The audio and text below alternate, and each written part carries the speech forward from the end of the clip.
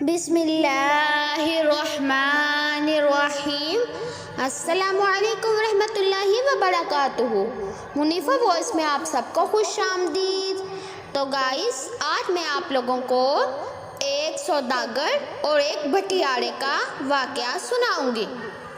ایک کاروان سرائے میں بھٹیارے اور ایک ہندوستانی سوداگر کا جھگڑا ہو رہا تھا۔ دونوں میں زبردست تو تڑاک ہو رہی تھی۔ باقی مسافر جو سرائے میں ٹھہرے ہوئے تھے، انہوں نے آ کر پوچھا کہ کیا معاملہ ہے۔ بھٹیارے نے غصے سے کہا، دیکھیے جناب، یہ عجیب شخص ہے کہ کھانا کھا لیا اور قیمت ادا کرتے ہوئے انہیں موت آتی ہے۔ ہم یوں ہی مفت خوروں کے پیٹ بھرنے لگے تو کل کو بھیک مانگتے پھریں گے۔ ایک مسافر نے سوداگر کی طرف دیکھا، جناب، آپ خاصے معقول اور آسودہ حال نظر آتے ہیں، آخر آپ اس غریب آدمی کے پیسے کیوں نہیں ادا کر دیتے؟ قبلہ، میں تو پیسے دینے کے لیے تیار ہوں، بلکہ میں نے تو اس کے ساتھ یہ بھلائی کی کہ اسے پچھلے کھانے کے پیسے بھی ادا کرنا چاہتا ہوں جو میں اتفاقاً بھول گیا تھا، لیکن یہ کچھ اور ہی حساب بتا رہا ہے۔ یوں لگتا ہے جیسے سارے ہی مسافروں کے کھانے کی قیمت یہ مجھ سے وصول کرنا چاہتا ہے۔ سوداگر نے اپنا موقف بیان کیا۔ بھلائی کس بات کی؟ بھٹیارا بولا، ایک تو پہلے ہی رقم ادا نہیں کی، اسی کا مجھ پر احسان جتاتے ہو۔ کھانا کھا لیا ہے تو قیمت بھی ادا کرو اور خواہ مخواہ جھگڑا نہ بڑھاؤ۔ تکرار بڑھی تو کوئی قصبے کے مقدم کو بھی بلا لایا، اس نے دونوں سے واقعہ بیان کرنے کو کہا۔ سوداگر بولا، جناب، معاملہ یہ ہے کہ پچھلے سال بھی میں اسی سرائے میں ٹھہرا تھا۔ میں نے کھانے میں ایک مرغی اور چند انڈے کھائے تھے، مگر جلدی میں ہونے کی وجہ سے میں اس کی قیمت ادا نہیں کر سکا۔ میں نے سوچا کہ اگلے سال ادا کر دوں گا۔ اب میں نے اس سے اس کھانے کا حساب پوچھا ہے تو 1000 دینار مانگ رہا ہے۔ آپ ہی انصاف سے بتائیے کہ کیا ایک مرغی اور چند انڈوں کی قیمت 1000 دینار ہوتی ہے؟ مقدم نے بھٹیارے سے کہا، کیوں صاحب، آپ اس سلسلے میں کیا کہتے ہیں؟ بھٹیارے نے گلا صاف کیا اور بولا، عالی جناب، ابھی تو میں نے بڑی احتیاطی سے کام لیا ہے کہ کہیں کوئی گڑبڑ نہ ہو اور میں کسی کا دیندار نہ بنوں۔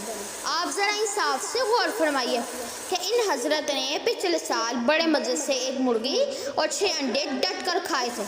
اب اگر وہ مرغی زندہ ہوتی اور میں وہی 6 انڈے اس کے نیچے رکھ دیتا تو ان میں سے چوزے نکل آتے، وہ چوزے بڑے ہو کر انڈے دیتے تو میں ان سے بھی چوزے نکلواتا۔ آپ عقل مند ہے، خود ہی حساب لگا لے کہ ایک سال میں وہ مرغی اور 6 انڈے ہزاروں مرغیوں اور چوزوں میں بدل جاتے۔ یہ سارا منافع محض اس وجہ سے میرے ہاتھوں سے نکل گیا کہ اس حضرت نے وہ مرغی اور انڈے کھا لیے تھے۔ اب میں نے اسی حساب سے قیمت صرف 1000 دینار لگائی ہے تو انہیں ادا کرنے میں تکلیف ہوتی ہے اور مجھ سے جھگڑا کرنے پہ تل گئے ہیں۔ مقدم بھٹیارے کا دوست تھا، اس لیے اسی نے انصاف بھٹیارے کے حق میں دیا اور حکم دیا کہ وہ بھٹیارے کو 1000 دینار ادا کر۔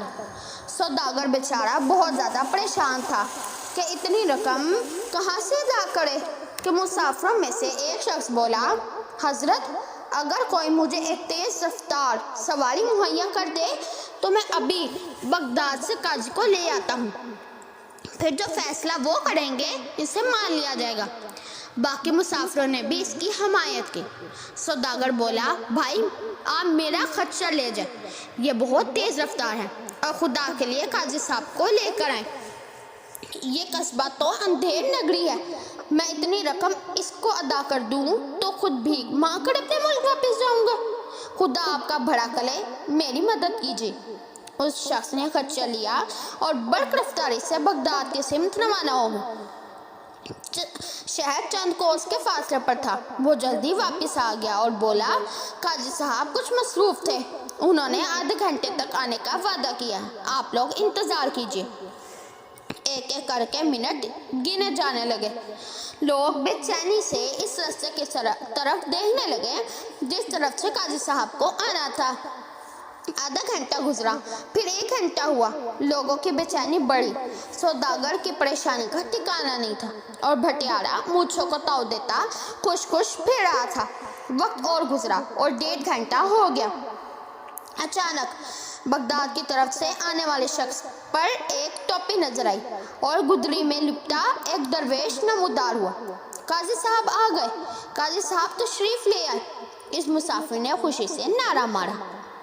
लोग एहतरामन उठ खड़े हुए और उन्होंने हैरत से इस दरवेश को देखा जिसका नाम बहलोल था। वो अपने गद्दे से उतरा और लोगों के दरमियान आकर आ बैठा और बोला, हजरात, मैं माजरत ख्वाह हूँ कि मुझे यहाँ पहुँचने में ताख़ीर हो गई। मुझे इस झगड़े की इत्तला मिल गई थी मगर मैं जल्दी नहीं आ सकता था। दरअसल मैं मुकदमों के फैसले करने के अलावा काश्तकारी भी करता हूँ। आज जब आपका पैगाम मुझे मिला तो मैं गेहूं के बीज उबाल रहा था, क्योंकि आप जानते हैं कि गेहूं के बीज उबाल लिए जाएं तो पैदावार अच्छी होती है। बस वो बीज उबालते उबालते ही मुझे देर हो गई। मैं एक बार फिर आप लोगों से माफ़ी का दरख्वास्तगार हूँ। मुकद्दम और हाज़रीन हैरान हो गए। भटियारे ने गुस्से से कहा, जनाब, आप कैसे काजी हैं जो गेहूं के बीजों को उबाल कर बोते हैं? आपने मुकदमे का फैसला क्या करना है? क्यों नहीं जनाब, मैं बिल्कुल दुरुस्त फैसला करूँगा इंशाअल्लाह। और गेहूं उबालने पर आपको ताज्जुब क्यों है? आपके यहाँ तो भुनी हुई मुर्गियाँ भी अंडों पर बैठती हैं और चूजे निकालती हैं, तो उबले हुए गेहूं क्यों ना हरे होंगे?